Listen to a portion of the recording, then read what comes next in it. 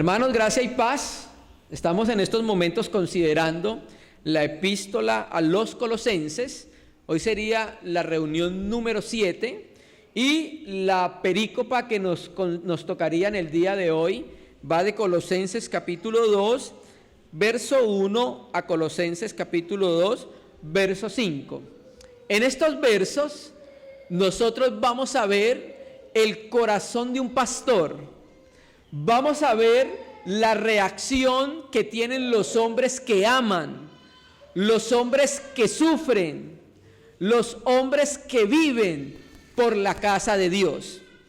Cuando se ama, se sufre. Cuando se ama, se entrega.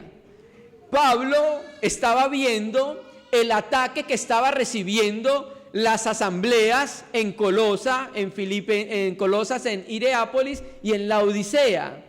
Y al ver este ataque, entonces el apóstol Pablo, como un pastor, con un corazón de pastor, escribe a la asamblea protegiéndola, guardándola de estos falsos maestros que estaban minando la fe y el corazón de la iglesia. Y en esta porción vamos a mirar la intención que debe haber en nuestros corazones por el cuidado de la asamblea, por guardar la asamblea pura, por guardar la asamblea sana, hermanos. Vamos a leer entonces Colosenses capítulo 2, versículo 1. Dice: porque quiero que sepáis cuán gran lucha sostengo por vosotros y por los que están en la Odisea y por los que nunca han visto mi rostro. Y la Biblia textual 4 dice: han visto mi rostro en persona. Entonces empezamos diciendo acá que la preocupación del apóstol Pablo por las asambleas se evidencia en este versículo, pues se da a entender que la iglesia estaba bajo el ataque del enemigo de Dios. Y recuerde lo que Jesucristo nos dijo en Mateo 16: yo edificaré mi iglesia. ¿Y qué dice? Y las puertas del Hades no prevalecerán contra ella. ¿Qué nos decía implícitamente el Señor Jesús? Que mientras Él iba a edificar la casa de Él, iban a venir ataques del Hades y del infierno para tratar de derribar el edificio y la construcción de Dios. Entonces Pablo nos está recordando acá cómo debemos nosotros responder a los ataques que se le hacen a la asamblea. Vemos también que en el versículo 29 del capítulo 1, usted recuerda que Pablo termina diciendo que él trabajaba luchando, ¿cierto? Acá en este verso vuelve a tomar la idea de luchar. Si usted lo mira, 29 dice: trabajo luchando. Entonces Pablo nos dijo que luchaba agonizantemente, amonestando y enseñando, y ahora le va a mostrar a los colosenses la manera en que la fe de él estaba firme, luchando por el evangelio de la misma manera que ellos lo estaban haciendo. Ahora, según capítulo 1 de Colosenses, verso 3 y verso 9, Pablo nos mostraba muy claramente la manera en cómo luchaba por la iglesia. ¿Cómo luchaba por la iglesia? Orando.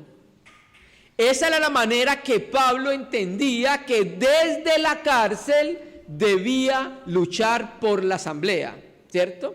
Entonces aquí vemos que la lucha se sostenía mediante el continuo ministerio de oración e intersección de la iglesia, hermanos, ¿cierto? Entonces Pablo quiere enseñar a la iglesia: luchen conmigo por ustedes y por las demás asambleas, porque el diablo tiene en la mira no solamente a la iglesia en Colosas. ¿A quién tiene en la mira el diablo?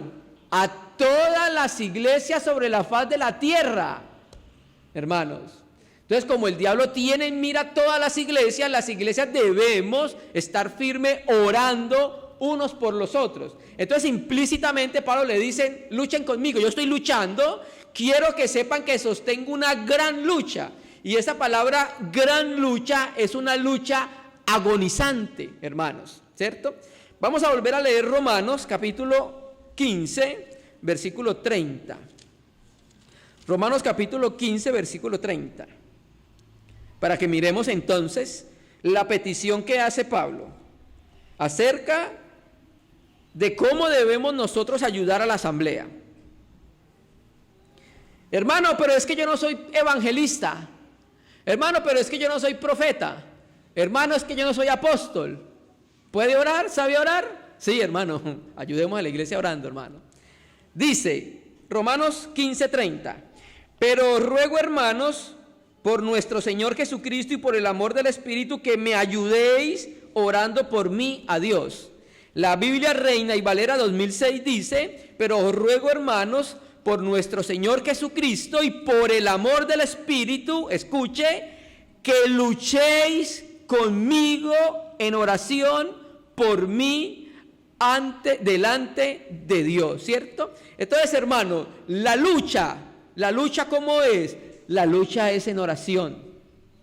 La lucha es de rodillas ante el Señor, intercediendo por los santos y por la asamblea, orando para que el Señor nos ayude a ser llenos del pleno conocimiento de su voluntad, orando para que el Señor afirma y establezca, orando para que el Señor salve más personas y nosotros seamos vehículos de salvación, orando para que el Señor edifique la iglesia, orando para que el testimonio de Cristo desde donde estamos se expanda a muchos territorios, orando porque el Señor levante maestros a su mies y obreros para su mies. Hay mucho por lo cual orar.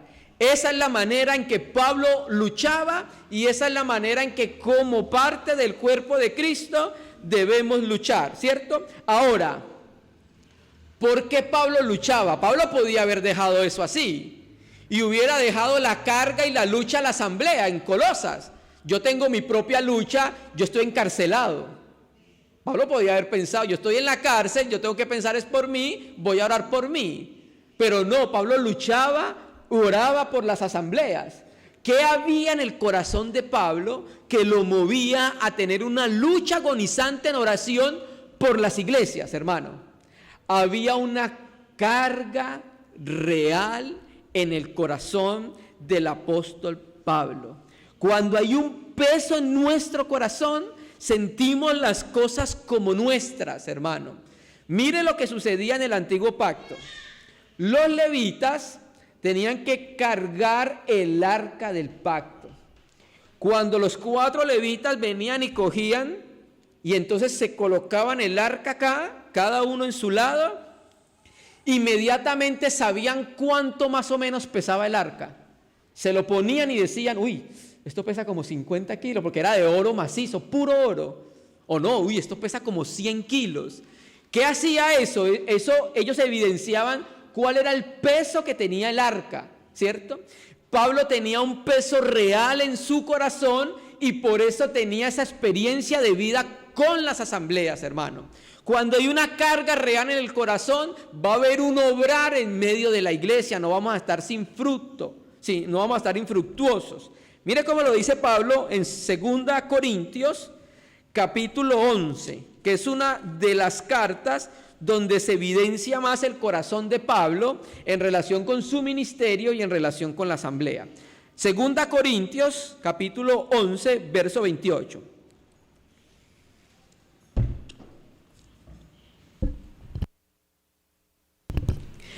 Además de los problemas que tenía Pablo de persecución, además de los problemas de persecución en las ciudades donde iban los idólatras, además de la persecución que tenían por los judaizantes, ¿cierto? Además de los problemas internos, además de los ayunos, de las hambres, de las persecuciones, del apedreamiento, de todos estos problemas que tenía Pablo, había algo muy real en su corazón. ¿Y cuál era? 2 Corintios 11, 28. Y además de otras cosas, lo que se agolpa cada día, la preocupación por todas las iglesias. Mire, hermanos, nosotros sabemos Cuando hay un peso real de preocupación y carga en el corazón de los cristianos por la asamblea, hermanos. Y si hay alguien que se preocupa por la iglesia, ¿es quién? Dios. La cuida, la edifica, está pendiente. Dios no duerme, como le dijo Elías a los profetas de Baal y de Acera.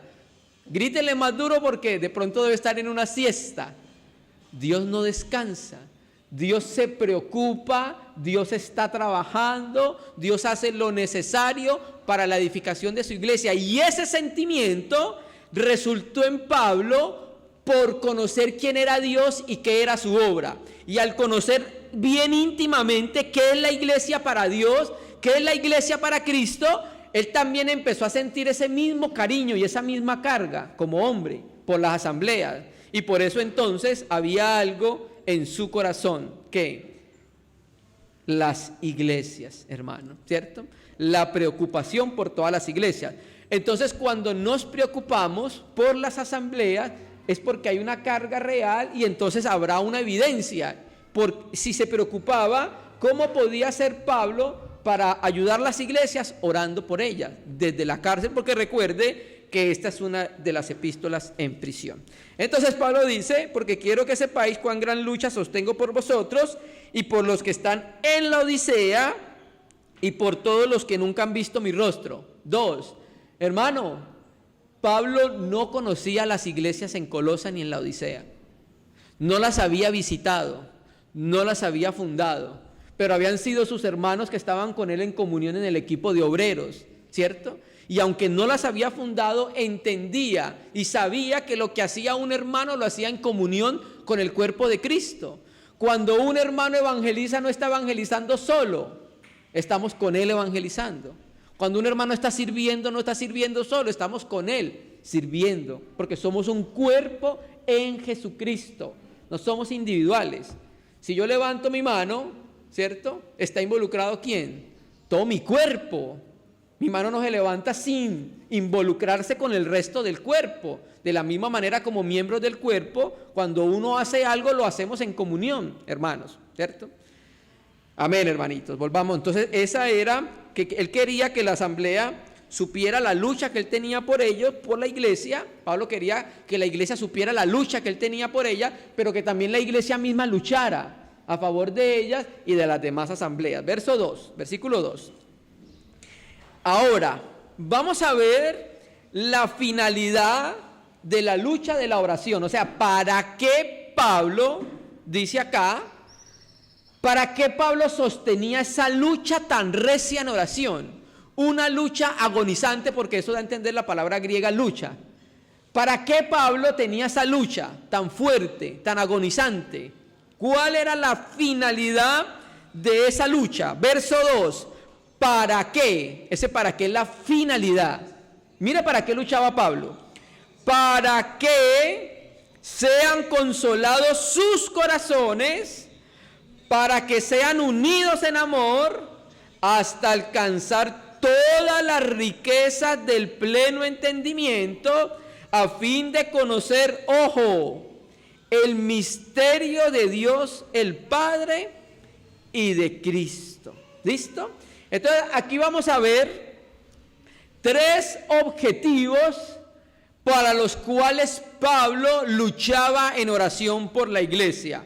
1, para que sean consolados o confortados sus corazones. ¿Qué entendemos entonces en esto?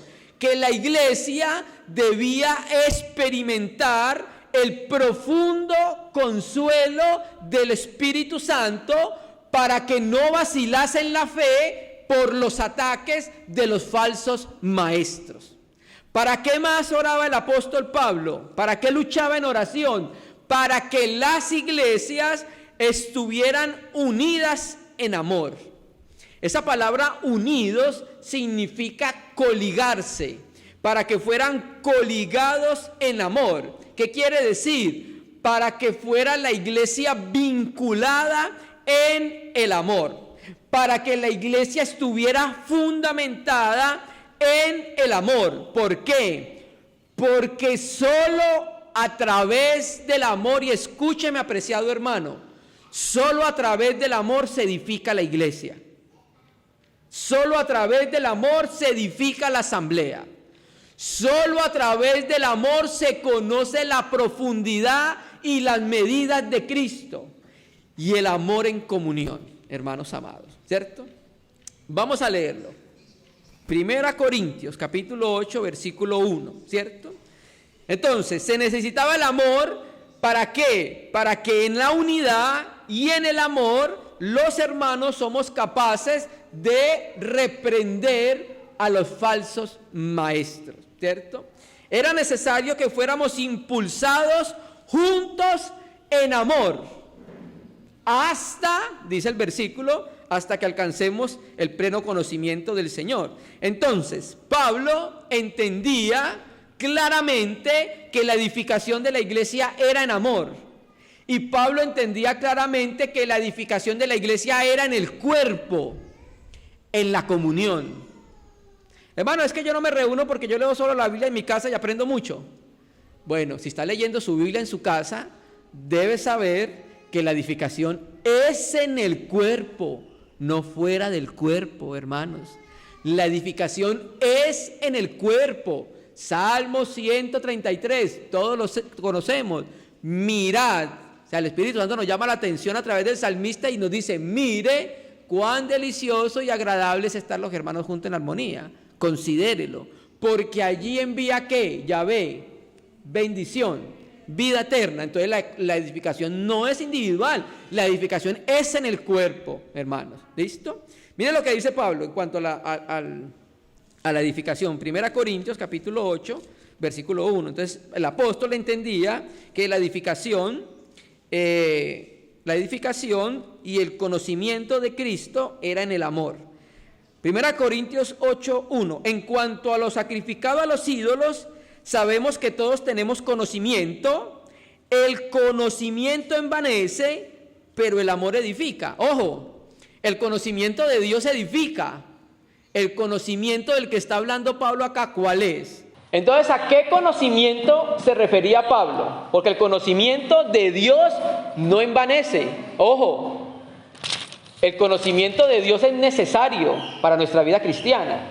Entonces resulta que había un problema porque había unos hermanos que ellos creían que ellos podían comer de todo lo que se vendía en la carnicería. 1 Corintios 8. Y entonces resulta que en la carnicería vendían algunas cosas que eran sacrificadas a los ídolos. Los sacrificaban a los ídolos y luego los colocaban en la carnicería, ¿cierto? Y entonces unos cristianos decían: el ídolo no es nada, yo tengo fe que puedo orar, el alimento es santificado y me lo como. Pero habían otros cristianos que decían, su conciencia era afectada porque veía a sus hermanos que tenía conocimiento y que comía algo sacrificado a los ídolos. Yo no puedo creer que la hermanita Omaira se está comiendo esa carne que sacrificaban a los ídolos, ¿cierto?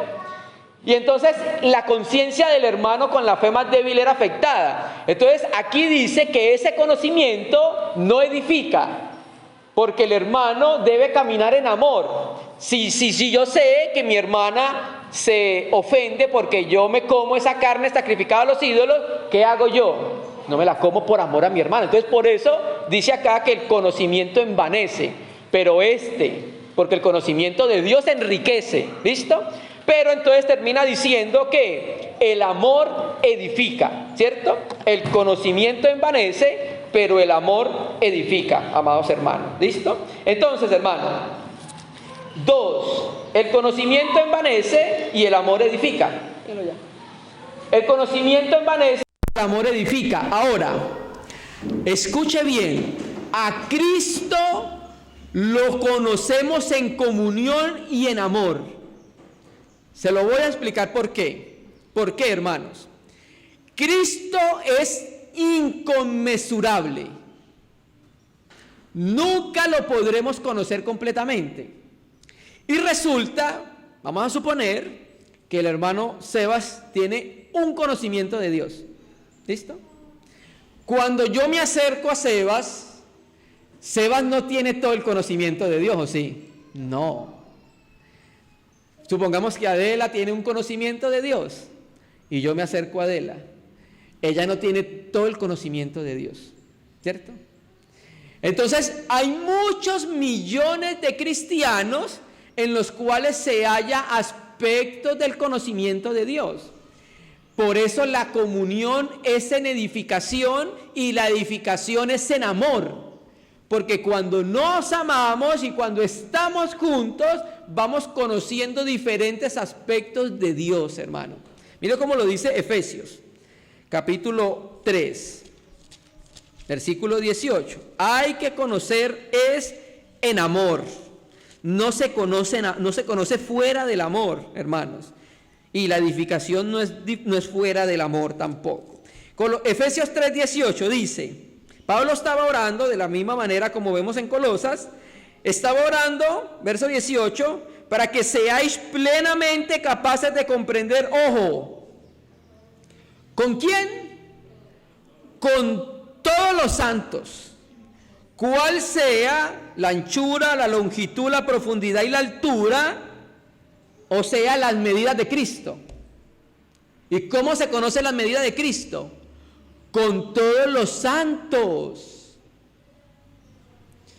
Por eso entonces, cuando en la resurrección estemos todos juntos en el cielo nuevo y en la tierra nueva, vamos todos a conocer a Dios manifestado en la iglesia, la imagen de Cristo, hermanos, ¿cierto?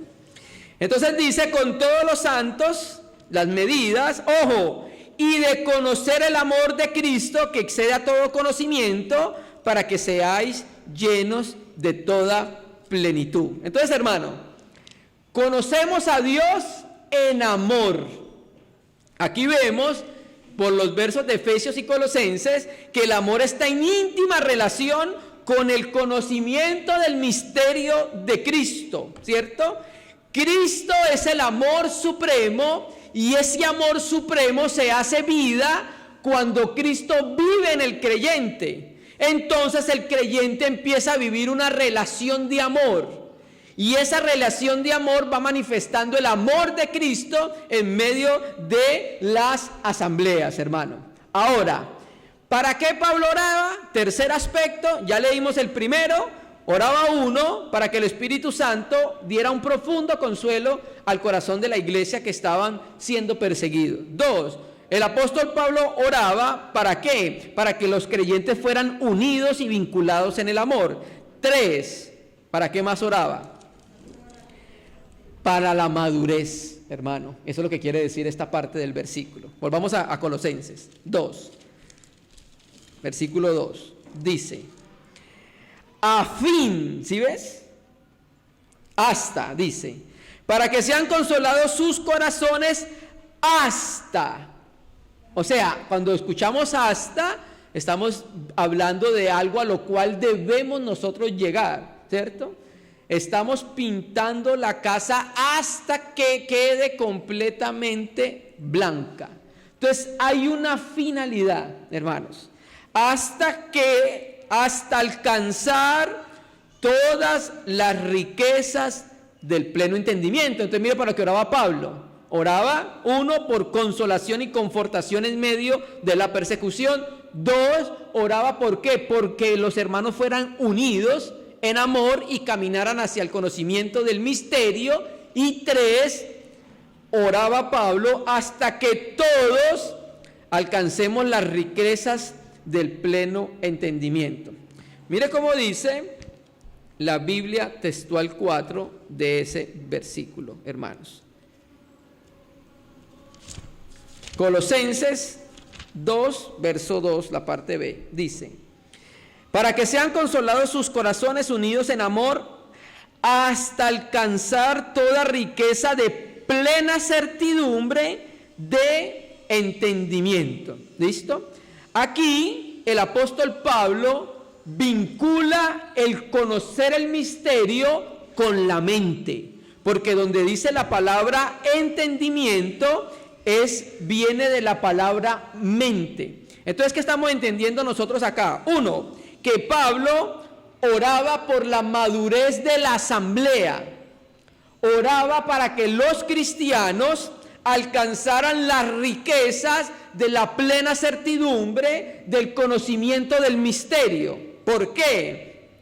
Porque los falsos maestros, los herejes colosas, enseñaban que la sabiduría o el pleno entendimiento era para unos pocos. Los gnósticos decían que la sabiduría, la sofía y el pleno conocimiento, la epignosis, era solamente reservado para unos cuantos. Y aquí Pablo está diciendo, no, eso está reservado para la iglesia. Y estoy orando para que todas las asambleas sean llenas de la plena convicción y tengan un pleno conocimiento de que puedan alcanzar las riquezas de Jesucristo, amados hermanos, ¿cierto? Entonces Pablo oraba para que los colosenses utilizaran su mente potenciada por la ayuda del Espíritu Santo para llegar a la comprensión del gran misterio de Dios, amados hermanos. ¿Cuál es el gran misterio de Dios? Voy a leerlo de la Biblia Textual 4. Aquí dice, a fin de conocer el misterio de Dios, el Padre y Cristo. El manuscrito griego más antiguo no tiene la palabra el Padre y de. Voy a leérselos acá. Colosenses 2, versículo 2. Dice, a fin de conocer completamente el misterio de Dios. Aquí dice el misterio, dos puntos, el misterio de Dios, Cristo, amados hermanos. O sea, la frase y del Padre y de no aparece en los manuscritos griegos más antiguos. De conocer el misterio de Dios, dos puntos, Cristo. Llamo la atención que en este versículo es la tercera vez que aparece la palabra misterio. ¿Ya saben por qué? Por lo que dijimos en la reunión anterior, que los gnósticos decían que el misterio se le daba solamente a los iniciados. Y el misterio ha sido revelado a la iglesia, ¿cierto? Y aquí vuelvo a utilizar la palabra misterio. Y también es la tercera vez que aparece la palabra que Pablo la utiliza muchas veces en Colosenses, epignosis, pleno conocimiento. Por lo mismo, porque ellos decían que el pleno conocimiento se hallaba fuera de Cristo. Y Pablo dice, el pleno conocimiento es Cristo. La epignosis se halla ¿en quién? En nuestro Señor Jesucristo. ¿Listo? Entonces, Pablo oraba para que la asamblea conociera cómo Dios conoce el misterio. Voy a repetirlo. Pablo oraba para que las asambleas conociera el misterio como lo conoce Dios, ¿cierto? Epignosis significa un conocimiento desde arriba. Epignosis significa un conocimiento, conocer las cosas como Dios la conoce. Entonces Pablo quería que la asamblea conociera el misterio de Dios que es Cristo, pero lo conociera como Dios lo conoce. Un conocimiento desde el punto de vista de Dios. ¿Por qué, hermanos? Porque ahí, en el misterio de Dios que es Cristo, se halla toda la plenitud de la riqueza, del conocimiento y de la sabiduría. No se halla fuera de nuestro amado Señor Jesucristo, ¿cierto? Entonces, Cristo es el misterio del Padre. Y la iglesia es el misterio de Cristo, aparece en Efesios. El misterio de Dios el Padre, Cristo. El misterio de la iglesia, el misterio de Cristo, la iglesia. Para poder entonces entender al Padre hay que conocer el misterio del Padre. ¿Quién? Cristo. Para poder entender a Cristo también hay que conocer el misterio de Cristo, que es ¿quién? La iglesia, porque la Biblia dice que Cristo es ¿qué? Un cuerpo. 1 Corintios 12, ¿cierto? Entonces, Cristo es el misterio de Dios, pero ya no es escondido, Colosenses 1:26, sino que es el misterio manifestado y ofrecido a todos los creyentes para que seamos llenos de la plenitud de Dios, amados hermanos. Y recuerde que Cristo es el revelador visible del Dios invisible. Si hay alguien en el cual podemos conocer al Padre es en el Hijo, en el misterio del Padre, que es ¿quién? Jesús el Cristo. Entonces Pablo oraba para que fueran confortados, Pablo oraba para que fueran unidos en amor, y Pablo oraba ¿para qué? Para la madurez de la iglesia, para que la iglesia conociera a Cristo no solamente en su mente natural, sino que la conociera desde la dirección y conocimiento del Espíritu Santo, para que llegara a una epignosis. O sea, Pablo oraba para que la iglesia conociera a Cristo como el Padre lo conoce, hermanos. Cuando la iglesia conoce a Cristo como el Padre lo conoce, la iglesia va a madurar. Ya no habrá inmadurez en la iglesia. Tendremos creyentes maduros, tendremos creyentes firmes, tenemos creyentes que sufren, tenemos creyentes que aman, tenemos creyentes que se niegan, tenemos creyentes que toman su cruz, tenemos creyentes que todo lo tienen por pérdida, por conocer a Cristo y por amor a Cristo. Todo esto sucede cuando hay una epignosis en el corazón de la iglesia, cuando la iglesia conoce a Cristo como lo conoce el Padre. Recuerda lo que dijo el Evangelio: nadie conoce al Padre sino ¿quién? El Hijo. Entonces ese conocimiento que el Padre tiene de su Hijo nos es dado a nosotros, y así conoceremos el misterio de Dios que había estado oculto pero que ha sido manifestado. Amén. Versículo 3: en quien, o sea, en el misterio de Dios, que es Cristo, en él, dice, están escondidos todos los tesoros de la sabiduría y del conocimiento. ¿Qué hace Pablo con esto? Atesta un ataque fulminante a los gnósticos y a los judaizantes. Ofrecían ellos un conocimiento profundo y espiritual de todas las cosas. Los gnósticos creían que en ellos mismos estaba la clave para abrir la puerta a la entrada a la sabiduría y al conocimiento. Y el apóstol Pablo lo que está haciendo acá es que los está refutando y les está diciendo que todos los tesoros de la sabiduría y del conocimiento no se hallan almacenados en los gnósticos. ¿En quién?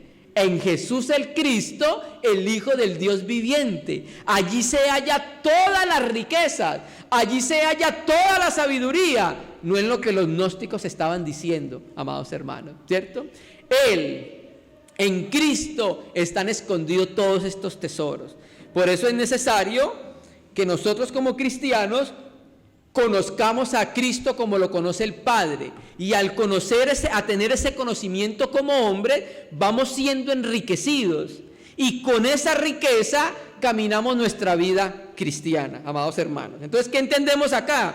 Que los falsos maestros solo podían ofrecer vanos razonamientos y vanos conocimientos, hermanos, ¿cierto? Entonces, el conocimiento de Cristo, el conocimiento, escucha bien, el conocimiento queda asegurado en la medida que conozcamos a Cristo. El conocimiento queda asegurado en la medida que conozcamos a Cristo. El conocimiento no está fuera de Cristo. El conocimiento está en Cristo, en conocer quién es Él, el misterio persona de Dios, el Padre, amados hermanos. ¿Cierto que sí? Y también recuerda lo que dice acá: en quien están escondidos todos. En esta epístola, cuando aparece el adjetivo panta, todo, habla de plenitud, amados hermanos, ¿cierto? Entonces podemos conocer los tesoros del Padre que están en su Hijo, nuestro Señor Jesucristo. ¿Cuál es el primer tesoro? La sabiduría. En quien están escondidos los tesoros ¿de qué? De la sabiduría. El segundo tesoro, ¿cuál es? El conocimiento, ¿cierto? Entonces los gnósticos decían que para hallar la pleroma, la plenitud, debía entonces los iniciados conocer el misterio e ir avanzando de grado en grado para llegar a la sabiduría y al pleno conocimiento. Y Pablo le dice no, le dice a la iglesia: no se deje engañar por eso. No se deje engañar por eso, porque eso es falso, esos son vanos razonamientos. El conocimiento, la riqueza y la sabiduría no se hallan en ellos, se halla en la revelación visible del Dios invisible. ¿Quién? El Padre, ¿cierto? Entonces, hermano, Pablo está guardando la asamblea de estos falsos maestros. Versículo 4 y ya terminando. Y esto lo digo, ¿qué es esto? Lo que acabamos de leer. Y esto lo digo para que nadie, ojo, os engañe con palabras persuasivas. Entonces se entiende que había algunos que estaban tratando de persuadir a los colosenses. ¿Por qué? Porque la intención del enemigo, ¿cuál es? Engañar. Si usted estudia la Biblia, desde Génesis a Apocalipsis, va a encontrar un patrón al principio y al último libro de la Biblia. Primer patrón en Génesis: el diablo engañó a la mujer. Apocalipsis 22, en el libro de Apocalipsis dice, ha caído, en Apocalipsis 20, hablando del milenio, dice que el diablo va a ser limitado para que no engañe a las naciones. Entonces tenemos un patrón desde el principio hasta el final. El trabajo del diablo es engañar, hermanos, ¿cierto? Entonces aquí el apóstol Pablo da a entender que la serpiente antigua estaba tratando de engañar la asamblea, hermanos. Y cuando nosotros miramos el capítulo 2 de Colosenses, aparece 4 veces la palabra nadie. Parece ser entonces que era fuerte el ataque que estaban recibiendo los hermanos. Y esto os digo para que nadie os engañe con palabras persuasivas, hermano. Esta palabra griega es una única palabra, palabras persuasivas. Es la palabra griega, escúchala bien, pitanología, así aparece en el griego, pitanología, ¿cierto? Y esta palabra pitanología significa la acción de engañar mediante falsos razonamientos. Generalmente, en el tiempo de los apóstoles se refería al argumento que presentaban los abogados en el litigio. Y cuando eran falsos, ellos trataban de hacer un razonamiento para poder engañar, ¿cierto? Entonces, hermano, aquí Pablo le dice muy claramente que los que los engañaban utilizaban varios razonamientos para engañarlo. Este es el primero, porque vamos a ver más o menos 6 argumentos que utilizaban los falsos maestros para engañar a la asamblea. Y uno de ellos es el primero. Utilizaban ¿qué? Palabras persuasivas, o sea, argumentos engañosos, y a través de esos argumentos confundían la asamblea, hermano. Por eso la iglesia debemos estar vigilando, hermanos, y debemos estar masticando todo y no tragarnos todo lo que dice YouTube. Nosotros debemos masticar para poder tragar, hermano, ¿cierto? Es que dijo esto, es que dijo lo otro. Bueno, miremos qué dice Dios en su palabra. No pasemos todos sin filtros, amados hermanos, ¿cierto? Porque esa es una de las maneras por las cuales el enemigo engaña, ¿cierto? Entonces, Pablo contrarresta este engaño mostrando la deidad de Cristo, hermanos. Mire que Pablo siempre, para solucionar este problema en la iglesia en Galacia, ¿qué hacía? Mostraba quién era Jesucristo. Porque cuando conozcamos plenamente el misterio de Dios que es Cristo, nadie nos va a poder engañar. Estaremos firmes en el conocimiento de aquel que nos amó y nadie nos moverá de ahí. Por eso es muy importante dirigir siempre el corazón de la asamblea a conocer quién es Cristo, ¿cierto? Y verso 5 dice, ojo, porque aunque estoy ausente en cuerpo, no obstante en espíritu estoy con vosotros, gozándome y mirando vuestro buen orden y la firmeza de vuestra fe en Cristo. Hermanos, ustedes no se imaginarían cuál es el dolor que tenía Pablo al saber que las iglesias estaban siendo atacadas y sin poder ir. Estaba encarcelado.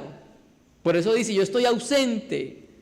¿Cuánto no quería Pablo ir allá personalmente y enfrentarse con todos esos herejes para guardar la iglesia.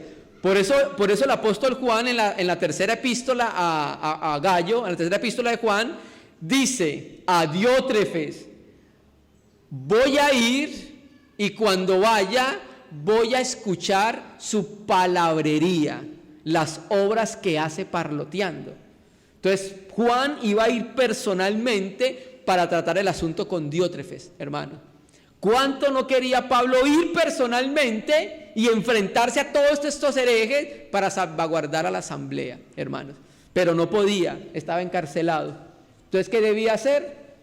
Luchando en oración, por medio de la oración, luchando a favor de la iglesia, ¿cierto? Entonces, vemos que aunque Pablo estaba ausente, al mismo tiempo estaba unidos a ellos por el Espíritu. ¿Por qué? Mire lo que dice: estoy con vosotros gozándome y mirando, 1, vuestro buen orden; 2, ¿qué? La firmeza de vuestra fe. Esa palabra orden y esa palabra firmeza eran voces utilizadas, era un lenguaje utilizado en el ejército. Quiere decir que aunque Pablo estaba lejos, hermanos en la asamblea estaban firmes ante los ataques de los falsos maestros, de los herejes, de los judaizantes, ¿cierto? Entonces, los hermanos fueron avanzando en amor y fueron avanzando en conocer a Cristo para cerrar la puerta a las herejías, hermano. Es en comunión y es en amor. Finalmente, podríamos decir que para poder hacer frente a las herejías, los cristianos debemos, 1, crecer en ¿qué? Madurez, conocer el misterio del Padre, que es el Hijo Jesucristo. El creyente debe ser confortado por el Espíritu Santo, versículo 2. El creyente debe llegar a una unidad de amor con la asamblea, porque el crecimiento es en amor y el conocimiento es en amor y la edificación es en amor. 2, el creyente debe estar persuadido de quién es Jesucristo, amados hermanos. Y nosotros debemos cada día, escúcheme bien, en Cristo están todos los tesoros de la sabiduría. Como en Cristo están todos los tesoros de la sabiduría, el cristiano debe buscar todos los días enriquecerse. Nunca se acabará el depósito de las riquezas en Jesucristo. Busquemos enriquecernos todos los días de las riquezas y de los tesoros que se halla en nuestro Señor Jesucristo. Y finalmente decimos, hermano, lo que Pablo trataba de decir a los lectores originales y a los lectores de todos los tiempos es que el conocimiento se obtiene entregándonos a Dios, hermano. Cada vez que como cristianos nosotros nos entregamos a Dios, vamos obteniendo el conocimiento de Él. Vamos conociendo cómo Dios conoce todas las cosas. ¿Por qué? Porque en Él se halla el pleno conocimiento. El cristiano debe procurar enriquecerse conociendo a Dios, conociendo a Cristo. Esa es la manera en que el creyente va a progresar en el conocimiento. El conocimiento viene por entregarse al Señor, hermanos. Somos llamados a entregarnos al Señor porque al entregarnos lo vamos conociendo a Él. Vamos conociendo su misterio, el misterio del Padre, que es nuestro Señor Jesucristo, en quien podemos cada día más enriquecernos, amados hermanos. Entonces, hermanos, esta porción vemos la lucha del corazón de Pablo, vemos la manera como trataba de guardar la iglesia, escribiéndole, vemos la manera como guía a la iglesia a que pueda solucionar sus problemas y sea guardada. ¿Cómo? Viendo a Jesucristo, hermanos. Amén. Entonces, hermanos, vamos a concluir por hoy. Próximamente veríamos entonces desde el versículo 6 hasta el versículo 10, la porción que sigue, de la epístola a los colosenses para ir conociendo lo que el Espíritu Santo escribió a los apóstoles.